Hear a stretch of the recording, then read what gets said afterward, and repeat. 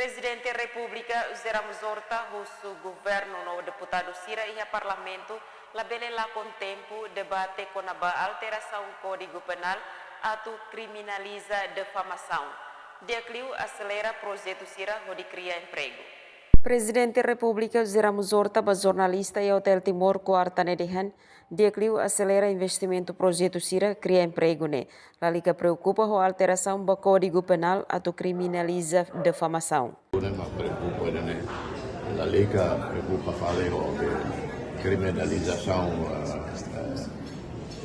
da difamação, né? Los mais ditos em mídia,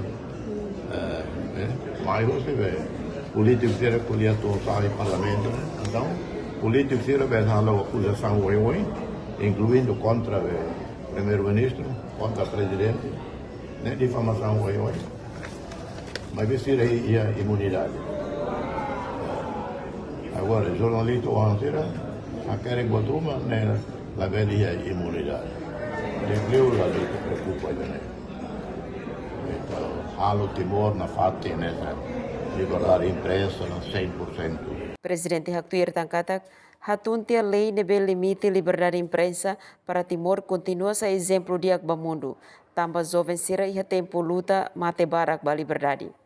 Karik Parlamento Nasional avança atau debate com a alteração do Código Penal atau criminaliza defamação, loriba Presidente da República promulga, hatamba questão no chefe Estado dehan atau criminaliza defamação, Presidente Sheila promulga.